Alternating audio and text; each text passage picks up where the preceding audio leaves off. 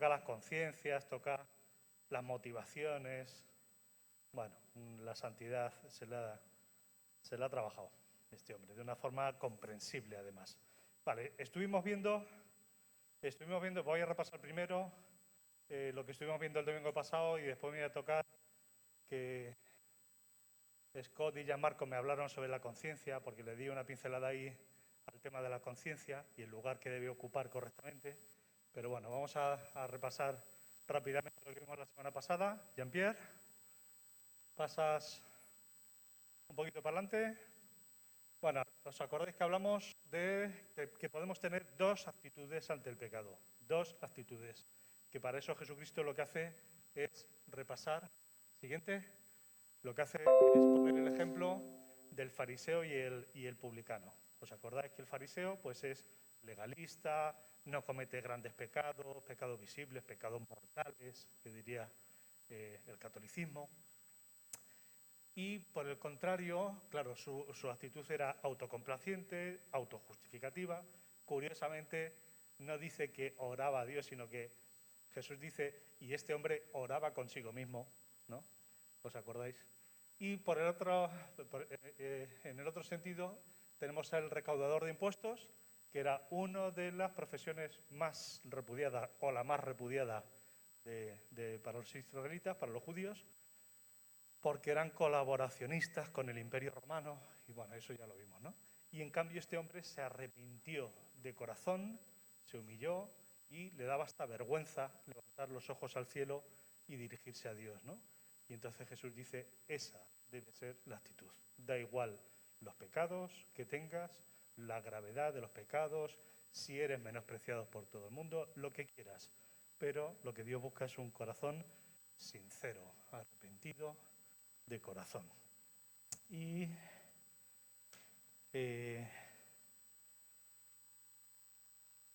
repasamos los aspectos positivos y negativos de cada uno y hoy lo que vamos a continuar va a ser acerca de la jerarquía de pecados, pero antes quiero tocar el tema de la conciencia, ¿vale? Muy ligeramente, ¿vale? ¿Por qué? Porque dentro de lo que es la distinción de pecados graves y no graves, que es lo que vamos a detallar hoy, ¿vale? O lo que nosotros consideramos que es grave y no grave, ¿vale? A veces el léxico procuro afinar y no cometer errores, pero en la Biblia no hay pecados graves, grandes y pequeños, ¿vale? No existe un catálogo de pecados mortales o no. Entonces yo me refería a veces al lugar que ocupa nuestra conciencia, de si para mí hacer algo me dice mi conciencia que está mal porque yo creo que haciendo eso estoy desobedeciendo a Dios, me es pecado, como dice Santiago. Y si tú haciendo lo mismo no crees que estás ofendiendo a Dios, al hacer eso no te es pecado, ¿vale? Claro, eso es un punto que se escribe, Pablo lo escribe, por ejemplo, para comer lo sacrificado a los ídolos. Entonces hay los judíos que eran muy puristas, ¿vale? Cuando iban al mercado, pues decían, a ver, ¿cómo ha sido este cordero, cómo se ha matado? ¿Ha sido colgado? ¿Ha sido desangrado correctamente? No sé qué. ¿Ha sido sacrificado a los ídolos? Ah, entonces no lo compro, no lo como porque es un pecado ante Dios, ¿no? Y en cambio Pablo dice, mira, yo personalmente cuando voy al mercado no pregunto cómo han matado al cordero y tal, y come con libertad y ya está, porque la comida no es realmente importante en el reino de Dios espiritualmente, ¿no? Esos mandamientos se dieron para otras circunstancias. Entonces Pablo ahí ya está hablando de la conciencia. Si comiendo tú el cordero de esa forma sacrificado crees que estás deshonrando a Dios, estás desobedeciéndole a Dios, entonces si compras y comes, estás pecando. ¿Por qué? Porque estás rebelándote contra lo que tú crees que es la voluntad de Dios. Pero si estás convencido de que la comida no tiene importancia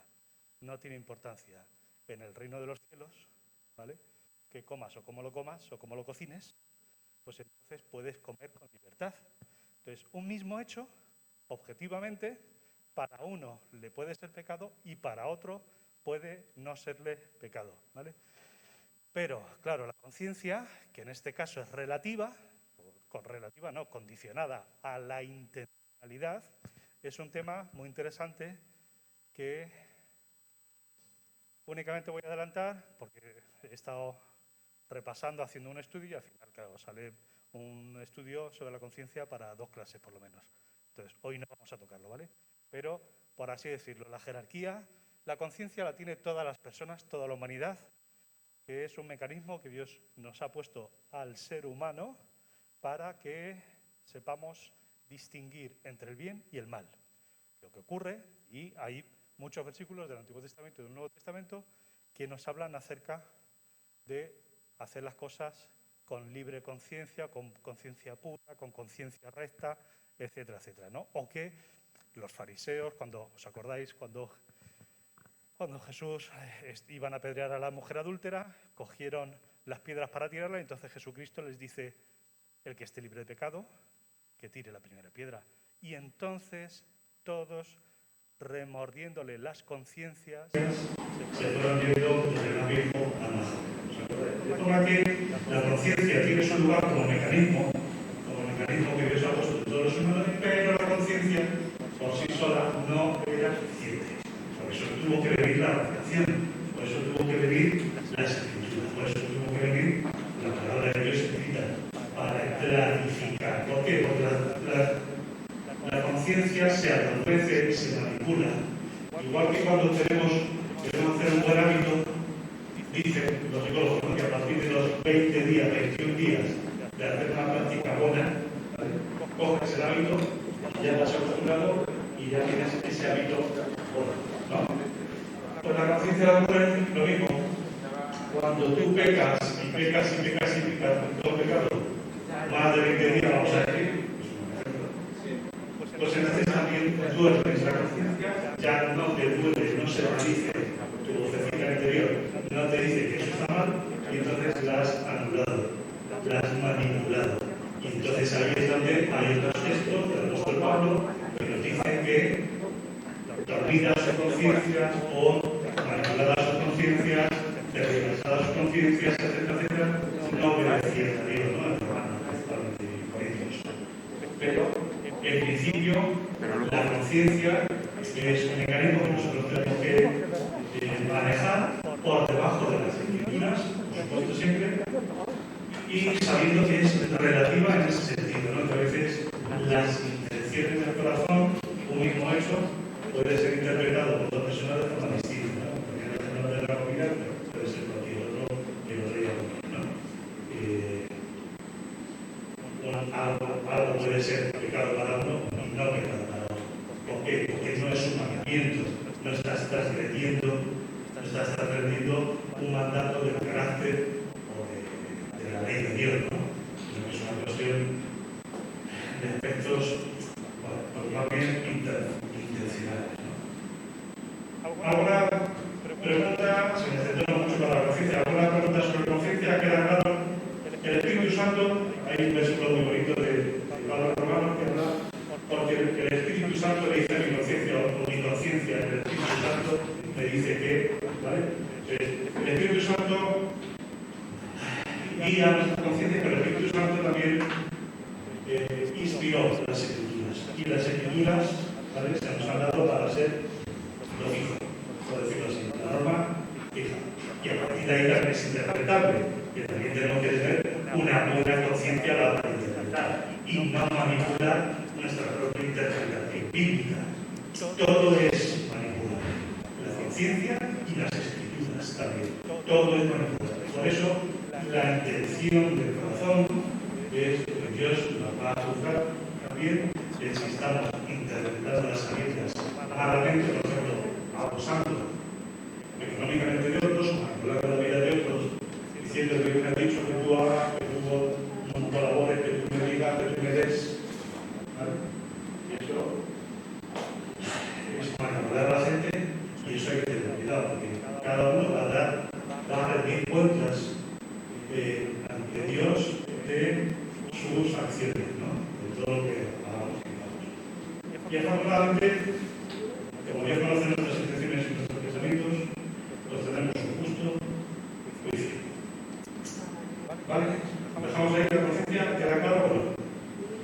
Pero es un tema muy interesante, ¿eh? Lo que pasa es que llevamos por lo menos un par de clases desarrollar este. Yo creo que merece la pena, no sé, igual hagamos el libro, como sea, o leerlo diferente, dedicar un par de clases al lugar de la conciencia.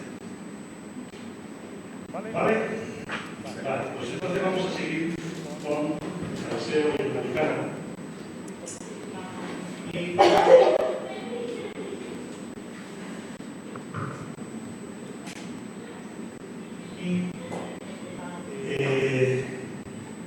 Vamos a hablar de la jerarquía de los tipos de pecado. Claro, el fariseo decía, le doy gracias a Dios porque no soy un adúltero, no soy un pecador como este, y no robo y no sé qué, como decimos aquí actualmente, me robo y mato y entonces pues yo soy buena persona. No es así, ¿no? Y claro, eso nos lleva a la reflexión de los pecados mayores y los pecados menores. La Iglesia Católica, como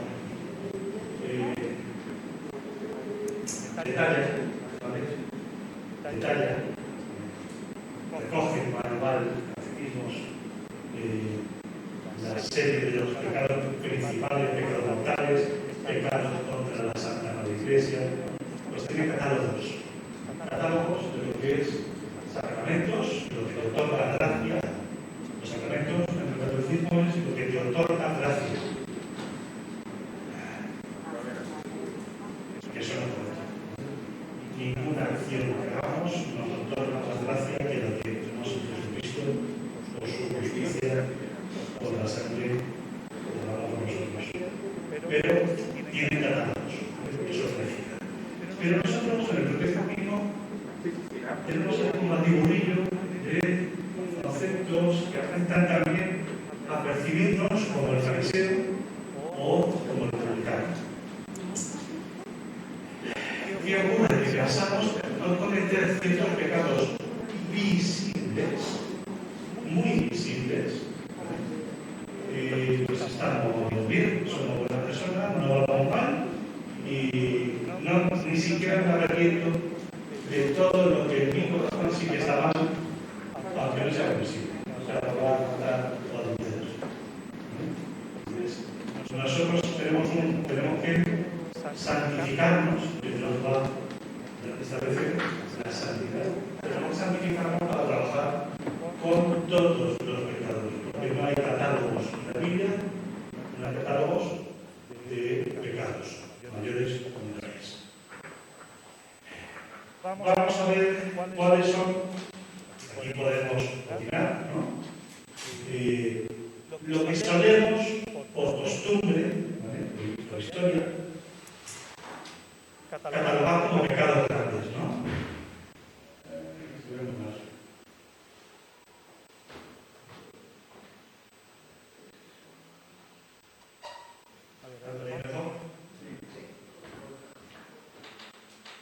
Solemos pensar que son pecados muy malos,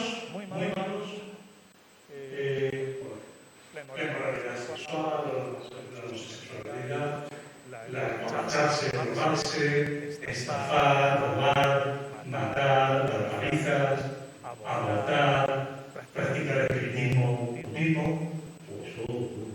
Alguien de la iglesia está haciendo cosas de esas y dice, este hermano, disciplina. Es una lista arbitraria. ¿Quién ha dicho que esos son los pecados de primera división y los otros de segunda división? Los de segunda división. Le damos mucha importancia a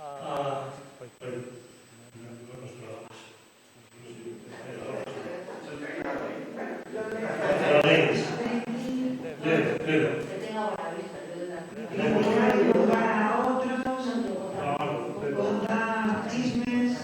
Criticar a otros, las citas, contar chismes, decir palabras corrompidas, cualquier palabra que tienda a denigrar a otra persona, tanto diciéndosela a ella o hablando a otros sobre ella, incluso si lo que decimos es verdad.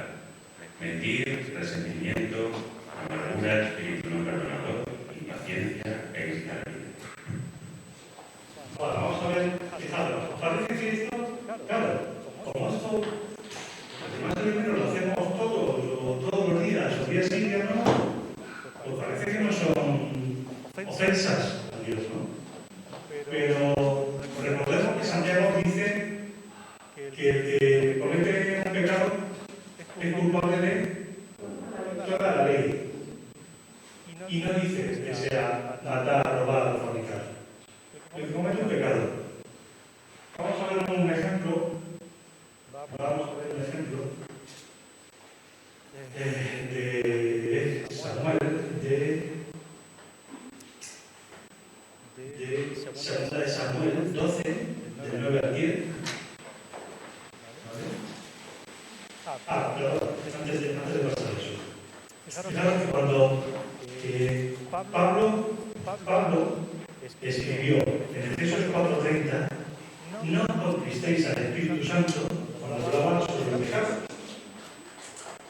No contristéis al Espíritu Santo. ¿Sobre qué pecados estaba hablando Pablo cuando dice no contristéis al Espíritu Santo? ¿Sobre esta categoría o sobre la segunda? ¿Sobre la primera división o sobre la segunda división? Que no hay divisiones en la Biblia. Entonces, la práctica. Pues en Efesios 4:30 vemos que de lo que está hablando son de la segunda categoría, de las relaciones interpersonales, de llevarse mal, de criticar, de murmurar, de tratar mal o falta de cariño a los hermanos o a otras personas. Ahí es cuando Pablo dice, no contristéis al Espíritu Santo de Dios. No lo está diciendo respecto a los pecados de primera división. ¿Por qué? Porque Dios, como conoce nuestros corazones, sabe que, como Jesús enseña en el Sermón del Monte, si tu ojo ves ocasión de caer, arráncalo. Cuando miras a una mujer y la deseas, o a un hombre y lo deseas en tu corazón, ya has pecado con él. La intención, la semilla, la raíz, lo profundo, la intencionalidad está ahí. Y da igual que sea visibilizado, pecado más grande, más pequeño, que nuestro corazón es malo. Entonces hay que atacarlo, hay que cortarlo lo antes posible, ¿vale? Porque puede terminar saliendo a la luz o sin salir a la luz, pero está. Nuestra búsqueda de agradar a Dios, de la santidad para Dios, tiene que ser de raíz, tiene que ser desde aquí, desde el comienzo. Bien, pues eso es nuestro ahora. Vale. Perdón. Así. Segunda de Samuel 2.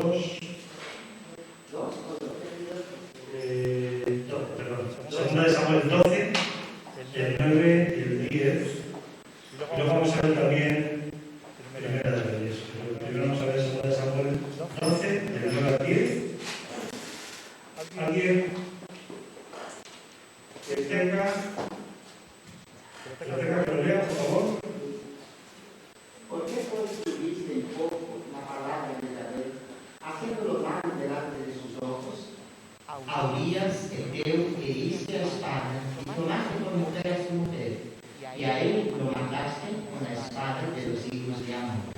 Por lo cual, ahora no se apartará jamás de tu casa la espada, por cuanto menospreciaste y tomaste la mujer de Urías, Eteo, para que fuese tu mujer. Bueno, la traducción de este pasaje en cuanto al pecado es ¿por qué despreciaste? ¿Por qué desdeñaste la palabra de Dios? ¿Por qué despreciaste? Vamos a leer Levítico 16:12.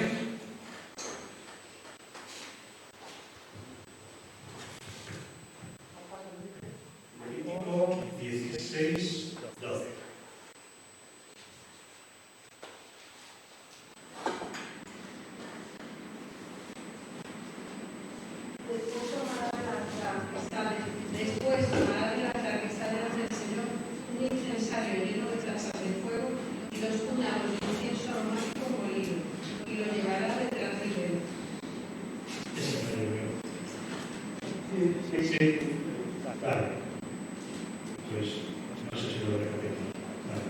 Lo que estaba buscando es el versículo de Levítico donde habla de transgresión.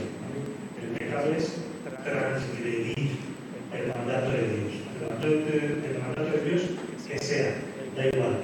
Todos los mandatos de Dios son transgresión contra la autoridad de Dios.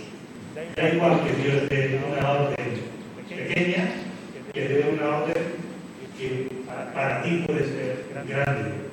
La cuestión no está en lo que se dice en sí, sino en si estás obedeciendo al soberano o estás desobedeciendo. No, me ha dicho el rey, me ha dicho el soberano que vaya a comprar el pan yo, en vez de este otro soldado. Bueno, pero es una orden pequeña, me desobedezco. No me caso de él. Es el rey que dice, si dice que vayas a robar el pan, es una tontería, vas a robar el pan porque lo manda el capitán general, ¿vale? Y tú eres un soldadito, o rey, o sea, que vamos a hacer, ¿no? La cuestión no está en lo que se demanda, sino en que te está teniendo las narices de desobedecer la capitán general. Eso es lo importante. Te estás atreviendo a menospreciar, a desobedecer la orden del capitán general. Respecto a comprar un camión de armas o una barra de pan. ¿Veis? Eso es cómo trata la palabra de Dios el pecado. Lo importante no es que sea una barra de pan o comprar 8 tanques y te vas al otro país y te los traes, y eso es muy importante para ganar una guerra. Lo importante no es eso. Lo importante es que tú estás queriendo desobedecer conscientemente la orden que se te da por el capitán general. Y eso significa que le menosprecias o que no entiendes la importancia de comer, por ejemplo, lo que quieras, pero estás atreviéndote a desafiarle, a desobedecerle, por lo que él es en categoría, no por la orden en sí, ¿vale? Ese es el principio, ese es el concepto de Levítico, rebelarse, transgredir. Bien, y por último, bueno, cuando pecamos estamos desafiando a Dios, ¿vale? Y ahora vamos a ver otro pasaje interesante, de un hombre de Dios, dice, un hombre enviado por Dios, en la época del rey Jeroboam, cuando muere Salomón y divide el reino entre Roboam y Jeroboam, pues, ¿qué ocurre? Que Jeroboam, que hereda el reino del norte, y Roboam hereda el sur, Judá. Jeroboam hereda Israel, las 10 tribus de arriba, y Roboam las 2 de abajo, ¿no? Judá. Fijaros, los intereses. Jeroboam, en el reino del norte, piensa, si toda mi población de ahora, en las fiestas importantes anuales de nuestra religión, de nuestra creencia, se baja a Jerusalén a ofrecer sacrificios al templo y demás, ¿qué va a pasar? Pues que poco a poco van a decir, el reino del sur, el de tu hermano, mola más, está más cerca de Dios, es más espiritual, esta iglesia me gusta más, ¿no? Y entonces se me van a ir. Y se me van a ir no solo espiritualmente, sino que a lo mejor como población hasta se coaligan con él y me quitan a mí de rey en el reino del norte. Entonces, oh gran idea, ¿qué se le ocurre? Hacer altares. Hacer altares no a Dios, sino a los Baales. Hace ídolos, becerros, en su reino. O sea, estamos hablando ya de Jeroboam. David, un gran hombre de Dios utilizado. Salomón, un gran hombre de Dios utilizado. Y sus hijos, a la vuelta de la esquina, meten la pata de esta forma tan grave, ¿vale? Pese a tener un aprendizaje importante de su padre y su abuelo. ¿Qué es lo que hace? Hace altares para los Baales. Y entonces Jeroboam peca grandemente, porque dice, y les diré al pueblo, os he preparado estos ídolos, estos becerros, estos Baales, porque ellos os sacaron de Egipto, de la tierra de Egipto. Tiene morro el tío, ¿eh? Tiene morro el tío. ¿Por qué? Porque como sabe que en el pueblo, sabía que muchos en el pueblo no eran creyentes verdaderos y que continuaban a escondidas con las creencias de los otros dioses, ¿no? Este utiliza la religión, ¿vale?, para manipular políticamente y que se queden con él. Y entonces Dios envía a un hombre, no dice que sea profeta, sino un hombre enviado de parte de Dios, ¿vale?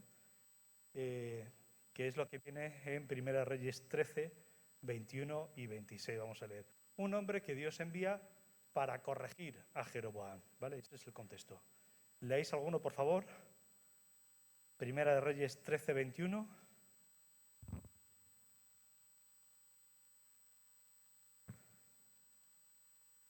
Clamó al varón de Dios que había venido de Judá diciendo, así dijo Jehová, por cuanto has sido rebelde al mandato de Jehová y no guardaste el mandamiento de Jehová tu Dios, que tu Dios te había prescrito, sino que volviste y comiste pan y bebiste agua en lugar donde Jehová te había dicho que no comieses pan ni bebieses agua, no entrará tu cuerpo en el sepulcro de tus padres. ¿Sigo? El 26, 21 y 26. Vamos a leer solo. Oyéndolo, el profeta que le había hecho volver del camino dijo, el varón de Dios es que fue rebelde al mandato de Jehová, por tanto Jehová le ha entregado al león que le ha quebrantado y matado conforme a la palabra de Jehová que él dijo. Vale. Esta traducción, la Reina Valera 60, supongo que es, ¿no?, habla de rebeldía, ¿no? Este hombre comete un error. Dios envía a este hombre para corregir a Jeroboam. Y Dios le dice, ve a Jeroboam, corrígele respecto a estos altares, tal, pero no vayas, cuando vayas allí no comas nada de lo que tienen allí. Y cuando te vuelvas para tu tierra, vuelve por otro camino, no vuelvas por el mismo camino.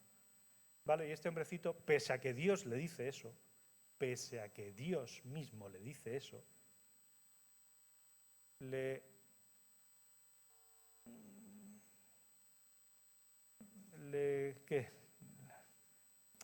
provoca, no sé, le provoca un profeta anciano para ver si era fiel o no era fiel este hombre, ¿no?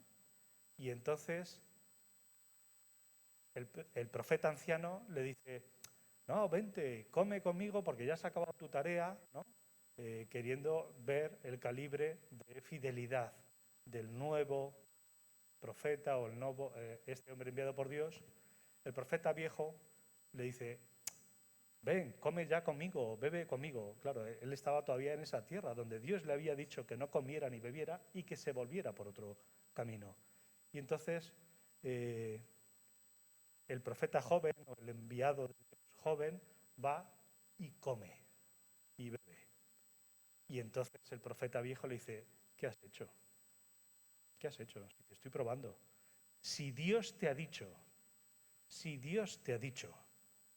que no comas ni bebas en esta tierra, aunque venga yo, que aparentemente soy una buena persona, traducción mía, y te digo lo contrario, por muy buena persona que yo sea, ¿manda Dios o mando yo? O el primero que quiera engañarte te convence. Y entonces murió. Lo mató un león a este hombre enviado por Dios. ¿Por qué? Porque la traducción ahí que viene como rebelión es desafiar. El profeta viejo le dice, has desafiado a Dios. Con esta desobediencia le has echado un pulso a Dios. Le has desafiado. Y eso es lo que ocurre cuando nosotros pecamos. No se trata de grandes pecados o pequeños pecados. Este hombre no cometió un gran pecado. ¿A qué no? No robó, no mató, no adulteró, no sacrificó a los ídolos, al contrario, fue a corregir. Fue a corregir una desviación que hubiera sido tremenda, tremenda, como ocurre una y otra vez en la historia de Israel, ¿no? Con los Baales. Y él va y corrige las grandes cosas, pero muere, porque lo que hace es desafiar a Dios, que es la traducción más literal. Igual que David, desafían a Dios. Tienen en poca consideración la orden, ¿vale? Vamos a quedarnos con el ejemplo de la barra de pan. Como esto no es importante, ya, pero no es que para ti sea importante, le des importancia o no le des importancia. Es que quien te está diciendo la orden sí es importante él, el que te está dando la orden, ¿no? Eso es lo importante. No se cometió pecado escandaloso en caso de este hombre enviado por Dios, pero sí que desafió, menospreció el mandamiento de Dios para su tarea. Muy bien. Sí. 16.2. ¿Y yo que había puesto 6.2? ¿Qué? Ah, 16.2. Correcto. Ah, sí. 6.2. Vale. Vale, ahí de lo que se nos habla, ¿vale? Es de transgredir. Transgredir, que no son pecados grandes, pecados pequeños, simplemente transgredir. Es decir, yo desobedezco, yo estoy por encima de Dios. Dios dice esto, sí, a mí me da igual. Yo hago lo que sea. ¿Vale? Ese es el meollo de la cuestión. Muy bien, y ahora vamos a pensar un poquito. ¿Hemos visto? Dale para atrás. Ah, bueno, vale. Vamos a ver cuáles son nuestras fuentes de pecado. Si no tenemos pecados mortales y veniales o de primera y segunda división, ¿cuáles son nuestras fuentes de pecado? Bueno, el autor aquí apunta a estos 4. No sé si podéis pensar en otra forma de catalogar, ¿vale? Nuestras fuentes. La indiferencia hacia otros, me recuerdo del samaritano, por ejemplo, indiferencia hacia el que está pasándolo mal, al que está sufriendo, ¿no? El egocentrismo, que está en casi todo, ¿vale? El materialismo, donde esté vuestro tesoro, allí está vuestro corazón, ¿vale? Y los de la mente y el corazón, que son los menos visibles, que nos pueden hacer aparentar ser buenos creyentes, majetes, santos, ¿vale? Pero en el fondo pensamos mal, chismeamos, decimos cosas sobre otros o las pensamos, me da igual, ¿vale? Y son ocultas, aparentemente, como los demás no lo saben, ¿vale? Pues soy buena persona.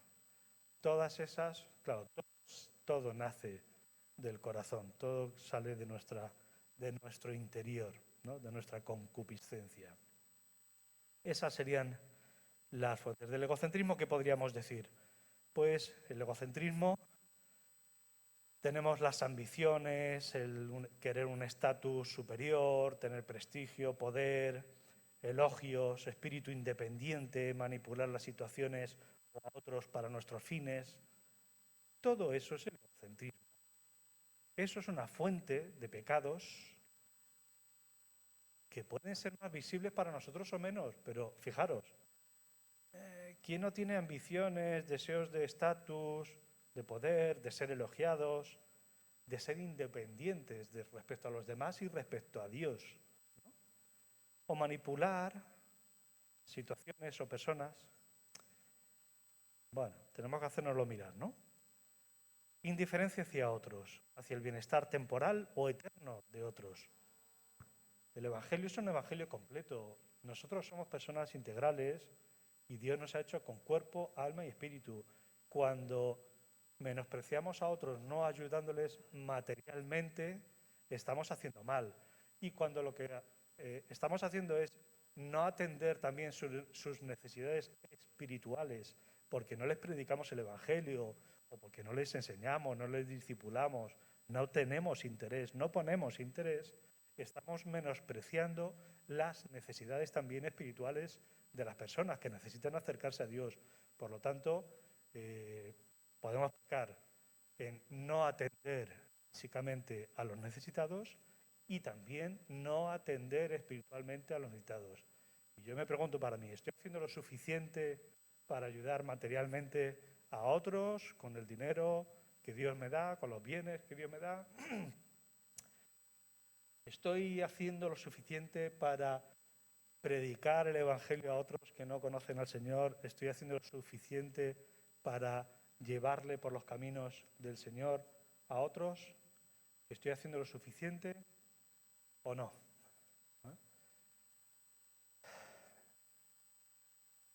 Materialismo, ya lo he mencionado. Donde esté vuestro tesoro, allí estará vuestro corazón.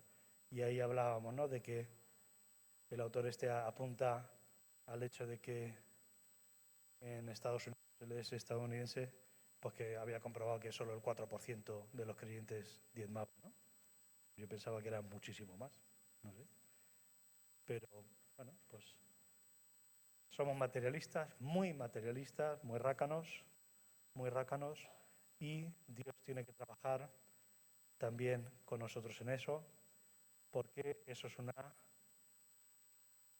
fuente de pecado, porque puede significar, como dice Jesús, que en quien ponemos la confianza es en la cuenta bancaria en vez de en Dios, ¿no? Y eso ya es una mala jerarquía de prioridades. Y los de la mente y el corazón, pues evidentemente, como dice Pablo en Efesios y en Isaías, tenemos doble naturaleza. Aunque somos nuevas criaturas, la naturaleza vieja, ¿vale?, debería haber desaparecido totalmente y ser ya santos al 100% perfectamente, pero no es así. La vieja naturaleza, ¿vale?, en Efesios 4, 22, 24, se nos dice que, claro, que Pablo está luchando con su viejo hombre, ¿no? Luchamos contra nuestra vieja, porque tenemos la pecaminosidad en nosotros, y por otra parte la mente de Cristo, la santidad, la justificación, la mente de Cristo, llega a decir Pablo. ¿Es contradictorio? Es ambiguo. No es contradictorio, es que tenemos las dos cosas. Entonces, lo que más alimentes va a crecer, y al que menos alimento le eches, más va a disminuir, ¿no? Somos... ¿Quién veía Mazinger Z? Mazinger Z. ¿Os acordáis del personaje ese que era mitad hombre, mitad mujer? ¿No? Pues a mí me viene esa idea. La doble naturaleza, ¿no? Si echamos alimento santo a uno, crecerá más ese, y si echamos más alimento pecaminoso, crecerá más el bicho, ¿no? Pues es así. Tenemos esa doble naturaleza, aunque Dios nos justifica por entero, ¿vale? Y somos una sola cosa, a los ojos de Dios, por misericordia, en la justicia gratuita por la sangre de Cristo. Pero mientras estamos aquí luchando en la tierra, tenemos esa batallita entre las dos naturalezas, ¿vale? Y Dios, aunque nos justifica plenamente, gratuitamente, y vamos a ir al cielo seguro, quiere que mientras estemos aquí seamos las personas más correctas posibles, más santas posibles, para parecernos a lo que Él espera y a lo que seremos en el cielo. Que vayamos practicando, mejorando, entrenando aquí, ¿no? Muy bien. ¿Alguna aportación sobre esto? Tana, a lo ¿Sí? mejor no es sobre esto, todavía estoy un poco en el punto anterior, pensando en las categorías de los pecados. Y a Sí. lo mejor la razón por que la sociedad ponemos categorías de grande y pequeño son por las consecuencias. Por ejemplo, Sí. ante Dios, si pienso a codiciar una mujer, es pecado, o si me acuesto con ella, es pecado, porque estoy negando la autoridad de Dios y la palabra de Dios. Pero hablando en el mundo, la consecuencia es mucho, mucho mayor si me acuesto con ella de que si pienso si acuesto con ella. Sí, correcto. Entonces, a la matanza o lo que sea, por eso la sociedad tiene, y a lo mejor la iglesia se ha sacado también estas categorías, porque vemos las consecuencias de los pecados grandes tienen mucha consecuencia para familias y sociedad, y no solamente ante Dios. Sí, correcto. Vale. Es que, claro, estas cosas son profundas. Efectivamente, no es lo mismo que yo piense en qué buena está mi vecina, ¿no? Que ya he pecado con ella a lo mejor en la mente, a decirle, Raquel, que me ha acostado con la vecina, perdóname. No es lo mismo. No es lo mismo, claro. Pero evidentemente, todos entendemos que aunque una cosa sea pecado, porque Jesús dice que es pecado, la intencionalidad, ¿vale? La raíz es mala, ¿vale? Evidentemente las consecuencias son distintas, claro. ¿Por qué? Porque pensar o ser tentado no podemos evitarlo. Satanás nos tienta, ¿no? Y podemos empezar a tener la semillita y empezar a crecer la semillita de eso que puede terminar luego en consumarse, ¿no? Evidentemente la consumación no es lo mismo que cuando empiezas a darle vueltas a la cabeza, ¿no? Evidentemente. Por eso yo digo que Dios es justo y afortunadamente todopoderoso para leer nuestras mentes y nuestras intenciones y que seremos juzgados correctamente, totalmente correctamente. Pero las consecuencias, evidentemente, de algunos pecados, si yo soy drogadicto, por ejemplo, si yo me pincho heroína durante 15 años y tengo un hijo, tengo muchas papeletas de transmitirle el SIDA a mi bebé recién nacido. Mi pecado es mi pecado para mí, me he hecho daño a mi cuerpo, pero va a haber unas consecuencias sociales, efectivamente, en este caso para mi propio hijo, porque yo estoy haciendo mal para mi siguiente generación también. Entonces, la gravedad del pecado, pero entendemos que espiritualmente una cosa y otra, todo es pecado. Lo que ocurre es que las consecuencias sociales, físicas, familiares, evidentemente, de unas meteduras de pata u otra, son distintas. Pero nosotros tenemos que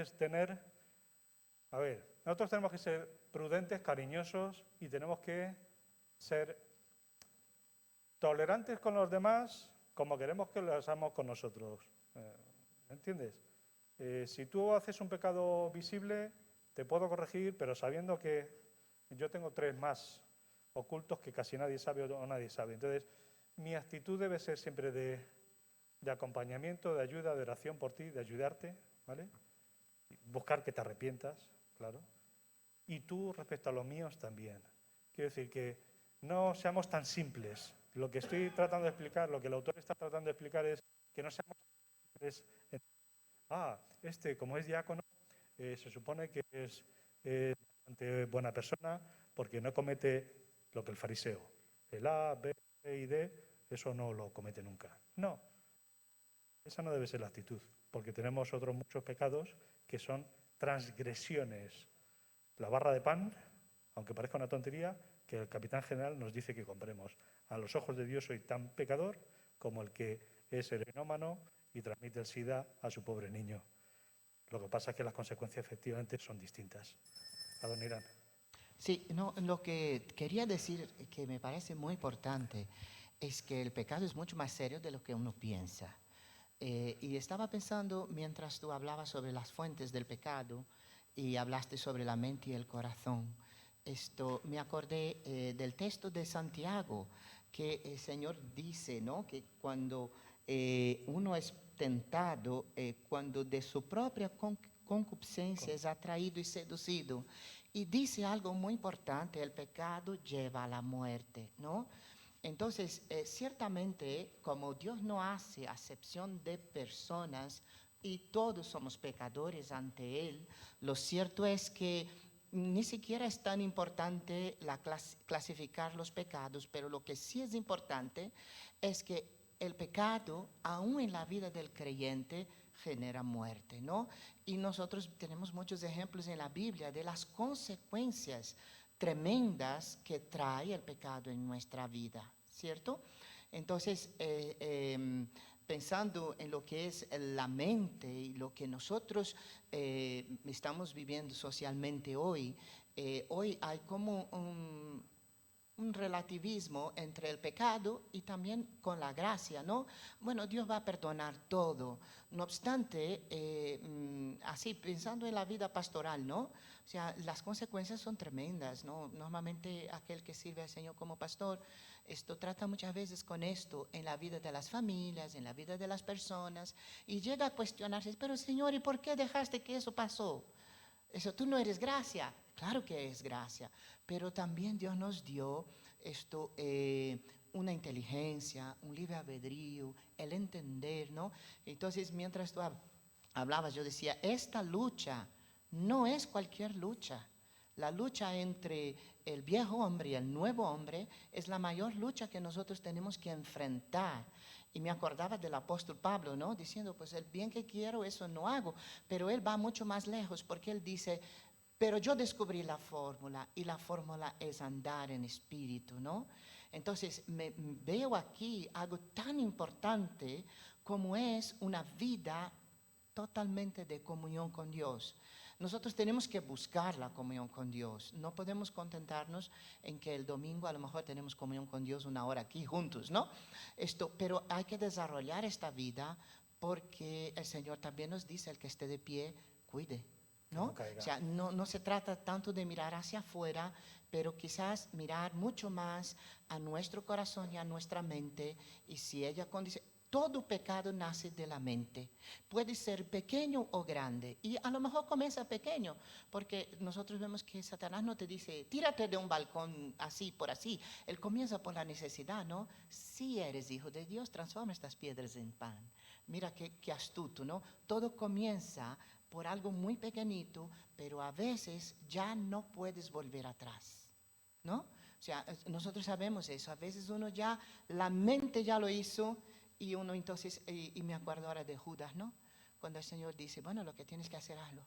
Pero Judas ya había concebido, ya había dado la luz, entonces la muerte, o sea, ya la muerte era. Eso es muy importante, es una consecuencia muy grave, muy profunda en nuestras vidas como creyentes también, porque el pecado no es solo para el pecador que no conoce a Cristo, el pecado también es para el pecador arrepentido que tiene que mirar, ¿no? ¿Qué es y qué vida estoy caminando? Y la gracia también, que es lo que vamos a ver el domingo que viene. La gracia es para arrepentimiento de aquel que necesita de salvación, y la gracia, el sentirnos perdonados y justificados, es para el creyente también. Pero eso lo vamos a ver. Vamos a concluir. Hay unos rasgos positivos, Jean-Pierre, unos rasgos positivos del carácter cristiano. El autor de este libro habla de 27 rasgos positivos que debemos tener en el carácter de los creyentes, que son eso, ¿vale? En vez de centrarnos tanto en qué es pecado y qué no es pecado, él dice, hombre, vamos a pensar en cómo tenemos que ser. ¿Cómo tenemos que ser? Y él saca esta lista, ¿no? Delicados, honestos, imparciales, misericordiosos, puros, justos, sinceros, agradecidos, fieles, etcétera, etcétera. Esto es lo que el estándar al que tenemos que aspirar. No es como el publicano, yo no hago esto, esto y esto, pues ahora ya estoy bien. No, este es el estándar. Estas son las características, ¿vale?, que son frutos del Espíritu Santo, otros no están en esa categoría de Gálatas 5, pero bueno, son las características de un buen carácter, ¿vale? De esas características, claro, tenemos que también concretar. Tenemos que reflexionar para concretar. Cuando hablamos de que somos amorosos, de que amamos, tenemos que amar de una forma aplicada, práctica. No pensamos en el amor como los griegos, en un concepto, sino que tenemos que tener tiene que ser un rasgo de nuestra personalidad aplicado. Respecto a la humildad, hay 40 referencias en el Nuevo Testamento. Y la parábola del hijo pródigo nos invita a reflexionar. El hijo pródigo, el malote, se humilla, se hace humilde y dice: volveré a casa de mi padre a ver si me acepta como criado, aunque no merezco ser llamado hijo más. Humildad. Y el otro hermano, el hermano mayor, que no había salido de su casa nunca, que era bueno aparentemente, ¿qué es lo que hace? Tiene una muy mala actitud. Yo me merezco, yo por mí no ha hecho esto, y yo soy, y yo tengo, y yo debería, yo tengo derecho, porque yo llevo en la iglesia más años, y yo he estudiado no sé qué, y conmigo no cuentan, y yo tenía que, y yo... La actitud del hermano mayor es para pensárselo. Igual, el hijo pródigo es paralelo al publicano en la parábola que estamos analizando. Y el hermano mayor de la parábola del hijo pródigo es lo mismo que el fariseo. Religiosos, acomodados, autojustificándose, pensando que tienen derecho de todo, etcétera, etcétera. La compasión y el perdón del Padre abrazando al hijo pródigo que regresa. Esa compasión, esos brazos abiertos para acoger siempre al que ha metido la pata, pero se ha arrepentido de recoger, ¿vale? ¿Qué es el pecado de muerte? Cuando se nos dice en Hechos, en 1 Corintios, en 1 Pedro, en 1 Juan 5:16, que si alguno ha cometido pecado de vida, pecado de muerte, yo no digo que se pida por el pecado de muerte, en fin, es otro estudio. Pero al que se arrepiente, pecado de muerte es un pecado deliberado, consciente, continuo y falto de arrepentimiento, ¿vale? Pecado de muerte, no pecado mortal en el sentido católico, ¿vale? Los pecados de muerte que aparecen en la Biblia son pecados deliberados, conscientes, continuos y sin arrepentirse. Adoniran decía el caso de Judas. Judas no se arrepiente. Es un pecado consciente, deliberado, continuo y no se arrepiente. Dios no puede perdonar a alguien que no se arrepiente. Bueno, nosotros siempre tenemos que tener una actitud de regocijarnos, de ser sinceros, de ser compasivos con aquellos hermanos, con gente que no se ha convertido, que busca a Dios y que se arrepiente, que con humildad, ¿vale? Pablo era Pablo y Pablo era muy humilde. Dice: soy el más pequeño de los apóstoles, que no merezco ni ser llamado apóstol, ¿no? Y Pablo habla de que él se esfuerza en la gracia, en el servicio, en el sufrimiento, en la obediencia. Corremos el riesgo en nuestras vidas de pecaminosidad, como dice Isaías, ¿vale? De que incluso nuestras mayores justicias, incluso lo mejor de nosotros mismos, a los ojos de Dios son ¿qué? Trapos de inmundicia. Son trapos de inmundicia. Son suciedad. Lo mejor de nosotros es suciedad. Por lo tanto, la misericordia de Dios que hemos recibido nosotros, porque nosotros sí que queremos recibirla, la misericordia de Dios, debemos pensar en que no es merecida, que incluso lo mejor de nosotros no es suficiente para agradar a Dios.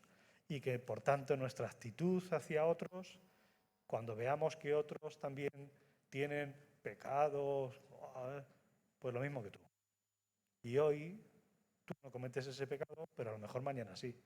O tú no estás cometiendo ese pecado, pero estás cometiendo otro pecado.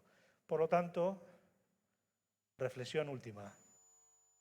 Misericordia para los otros, misericordia para los otros, para los hermanos, aconsejando, asesorando, animando a que se arrepientan si no se han arrepentido, porque eso sí es grave. El no arrepentirse sí es importante. Somos llamados a exhortarnos. Eso significa exhortarnos, animar a otros a hacerlo mejor, ¿vale? Somos exhortados. Tenemos que exhortarnos unos a otros, pero tenemos que tener misericordia para con nosotros mismos si nos estamos fragelando de más, y misericordia con los demás. Valentina, no sé qué querías decir. Vale. Como católica, lo de los pecados mortales y veniales lo tenía yo muy asumido en mi vida, como que me lo creí, ¿no? Entonces a mí me ayuda mucho cuando me convertí leer que todos somos pecadores, que no hay justo ni aun uno, y también ver la vida de personas que fueron perdonadas por Dios, como el ladrón, como Pablo, que había sido perseguidor de la Iglesia, como otros grandes hombres de la historia, ¿no? Como el que escribió la canción de Sublime Gracia, que era un negrero que transportaba esclavos y fue perdonado. O sea, yo ver que Jesús nos perdona a todos, aquellos que hicieron pecados mortales, entre comillas, o pecados veniales. Entonces, yo soy igual de pecadora que aquel negrero que fue perdonado. Entonces, también necesito el mismo perdón. Eso a mí me ha ayudado mucho a entender que no hay pecados mortales y veniales, sino que todos somos pecadores y necesitamos de la misma gracia de Dios. A mí eso me ha ayudado. Muy bien, muchas gracias. Bueno, pues finalizamos aquí. Tengamos en cuenta los pecados más visibles y menos invisibles. Por favor, que seamos una iglesia que ante los pecados visibles de los otros hermanos no nos escandalicemos tan rápido, y que ante los pecadillos, no sé qué, la murmurar, poner a parir a no sé quién, hablar mal de no sé cuánto, lo veamos como Sálvame Deluxe. Esto es cultura de Telecinco. Esto no es pecado, esto es opinar. No es criticar, es opinar. Perdón, se me olvidaba. Decir algo malo de alguien, aunque sea verdad, está mal. ¿Vale? Está mal, aunque sea verdad. Si la intencionalidad nuestra no es corregir en amor para mejorar, decirle a alguien a su cara lo mal que lo está haciendo y no sé qué, criticando, ¿no? Por muy verdad que sea esa metedura pata que está haciendo, yo, si estoy corrigiendo así, lo estoy haciendo mal. Porque me estoy poniendo en una posición de superioridad, no de ayuda, de juicio, de juzgar, no de exhortar. Y la actitud, el cómo se trata una corrección, hay una diferencia que parece muy corta, pero es grande. Entre si yo te corrijo a ti o tú me corriges a mí, juzgando, ¿vale? Como pensándome que te voy a enseñar lo que tienes que hacer porque tú eres muy torpe y tú eres muy malo y yo soy mejor, ¿vale? Eso sería juzgar. A decirte, hermano, veo que estás metiendo la pata en esto, pide perdón a Dios, yo también la cometía así, yo estaba en tu misma situación, no sé qué, no sé cuánto. La actitud, esa que podemos decir actitud, es la diferencia entre exhortar bien o juzgar mal. Lo dejamos aquí. Que el Señor bendiga.